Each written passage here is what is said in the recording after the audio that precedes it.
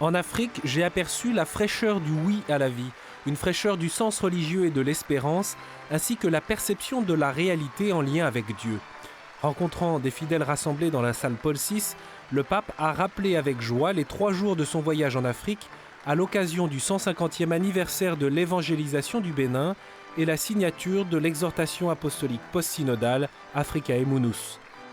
Benoît XVI a remercié ceux qui ont contribué au succès de sa visite et a rappelé les différents événements qui ont marqué ces journées. La rencontre avec l'Église du Bénin, avec les enfants et le monde des souffrants, la rencontre avec les institutions politiques, le corps diplomatique et les représentants des religions. J'ai invité tous les Africains à être des vrais semeurs d'espérance dans la réalité et le contexte d'aujourd'hui, a souligné le pape. Il y a eu également l'extraordinaire messe du dimanche au Stade de l'Amitié à Cotonou. À tous, a rappelé Benoît XVI, j'ai demandé d'être d'infatigables bâtisseurs de communion, de paix et de solidarité pour coopérer ainsi à la réalisation du plan de salut de Dieu pour l'humanité. Sur leurs visages, reflet de leur foi ardente, de leur adhésion confiante à l'évangile de la vie, a conclu le Saint-Père, je reconnus une fois de plus des signes réconfortants d'espérance pour le grand continent africain.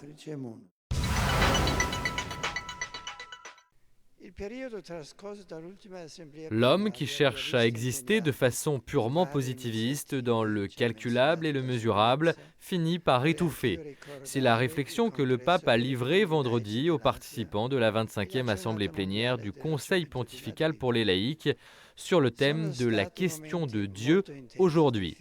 L'occasion pour le pape de rappeler que la question de Dieu est la question des questions, car elle est liée au fondement de l'homme, aux aspirations de vérité, de bonheur et de liberté inhérentes à son cœur. L'homme qui éveille en lui la question de Dieu, a insisté Benoît XVI, s'ouvre à l'espérance, à une espérance fiable. Voilà pourquoi les laïcs sont appelés à offrir un témoignage transparent de la pertinence de la question de Dieu dans chaque domaine de la pensée et de l'action.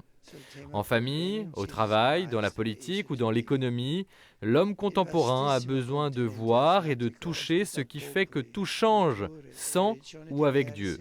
En évoquant la crise de notre temps, une crise de sens et de valeurs, plus qu'une crise économique et sociale, le pape a précisé que les chrétiens n'habitent pas sur une autre planète, protégés des maux de ce monde, mais partagent les perturbations, la désorientation et les difficultés de leur temps.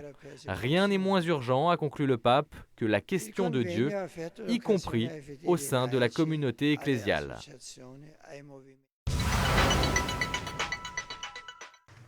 De la même manière qu'on exige à juste titre de l'Église qu'elle respecte des normes de comportement dans le traitement du drame des abus sexuels commis sur des mineurs, toutes les autres institutions, sans aucune exception, devraient être tenues au respect des mêmes principes.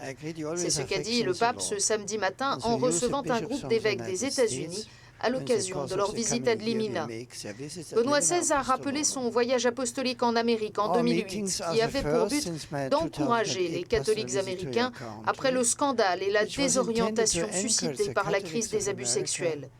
J'ai l'espoir, a ajouté le pape, que les efforts consciencieux de l'Église pour affronter cette réalité aident chacun à reconnaître les causes et les conséquences dévastatrices des abus sexuels et à répondre efficacement à ce fléau qui touche tous les niveaux de la société. Faisant référence à la crise économique et politique que traverse toute la planète, Benoît XVI a expliqué que malgré les tentatives de faire taire la voix de l'Église dans l'espace public, de nombreuses personnes de bonne volonté continuent à se référer à sa sagesse, à son discernement et à ses conseils valides pour se mesurer à cette crise de grande ampleur.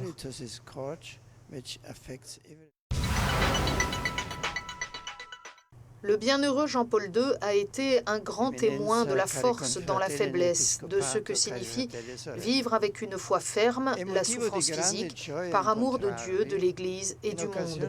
C'est ce qu'a rappelé Benoît XVI ce samedi matin aux participants à la 26e conférence internationale du Conseil pontifical pour les services de la santé, inspirée par le magistère du pape Wojtyła.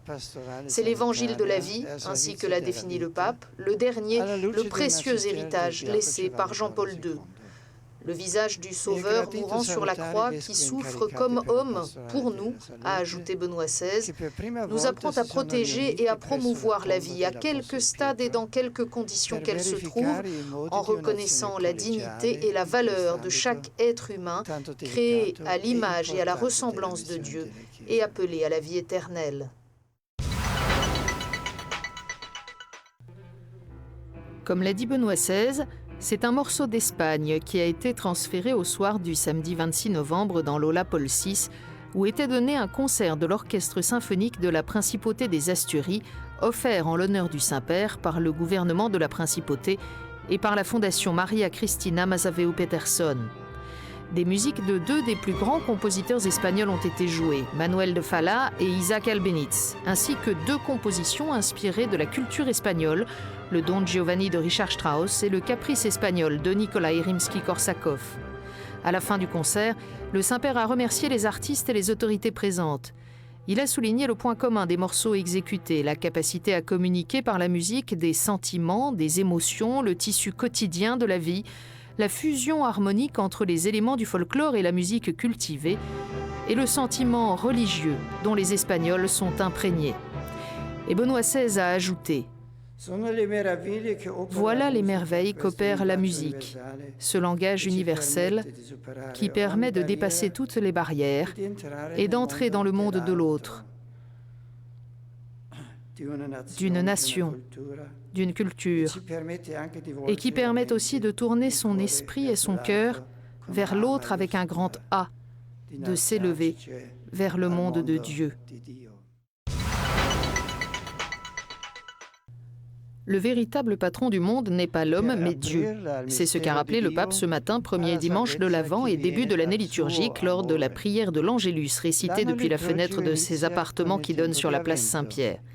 Le temps de l'Avent vient chaque année nous rappeler cela, a poursuivi Benoît XVI, afin que notre vie retrouve sa juste orientation, tournée vers le visage de Dieu, qui n'est pas le visage d'un patron, mais celui d'un père et d'un ami.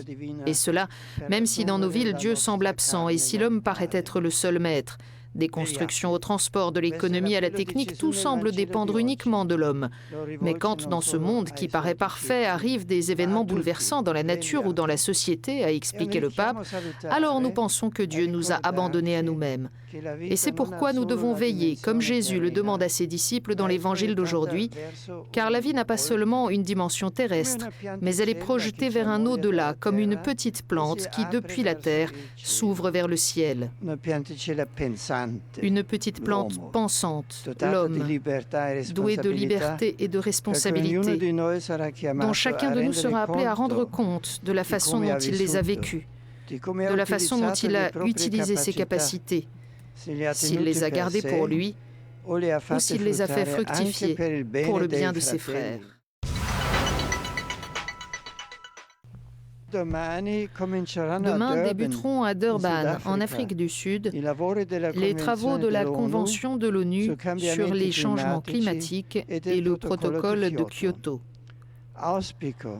Je souhaite que tous les membres de la communauté internationale parviennent à une réponse responsable, crédible et solidaire à ce phénomène préoccupant et complexe, en tenant compte des exigences des populations les plus pauvres et des générations futures.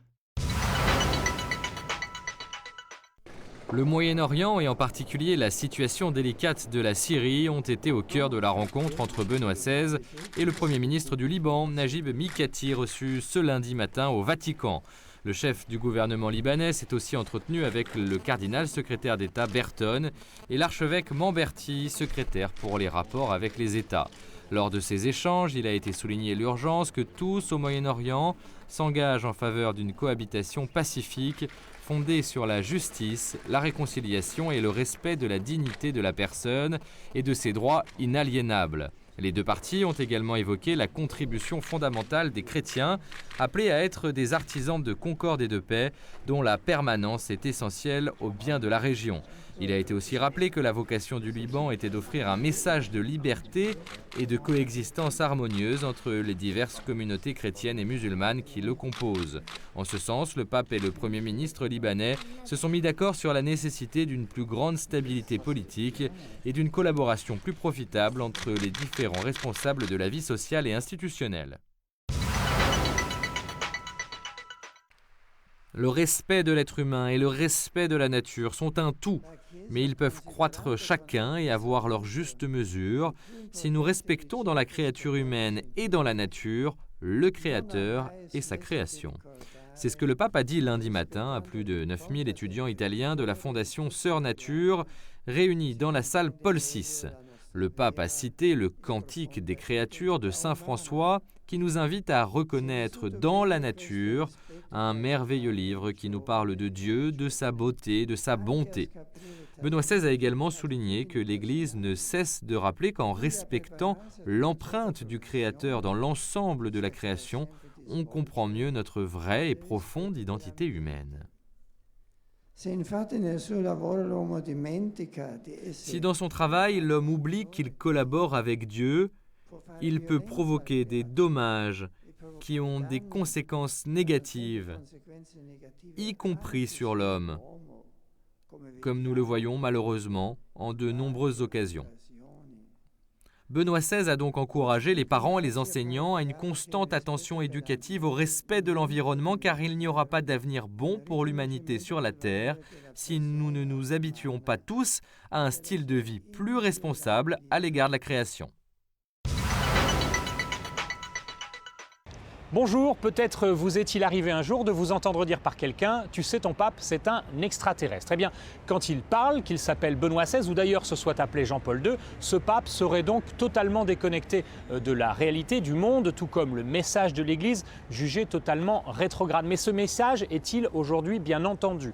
Le pape, ces derniers jours, a reçu en audience ici au Vatican les consulteurs laïcs, les évêques, les cardinaux du Conseil pontifical pour les laïcs réunis pour 3 jours au Vatican sur le thème de la question de Dieu aujourd'hui. Et le pape, évidemment, a encouragé essentiellement ces laïcs à s'engager en politique, à s'engager dans le monde économique, social, dans le monde du travail ou de la famille et aussi à veiller sur en même temps la solidité de leur foi.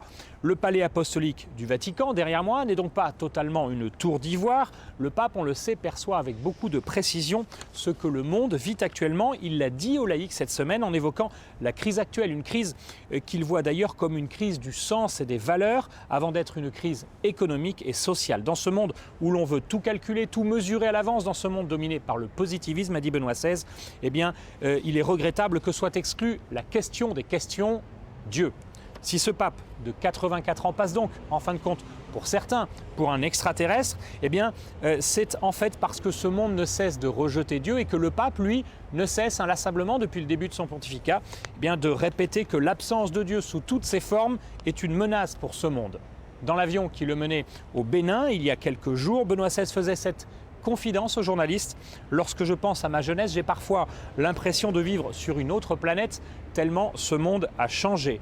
Mais quelques instants après ce constat plutôt déprimant, le pape confiait son espérance dans la fraîcheur spirituelle du continent africain. Je vous dis à la semaine prochaine sur la même planète.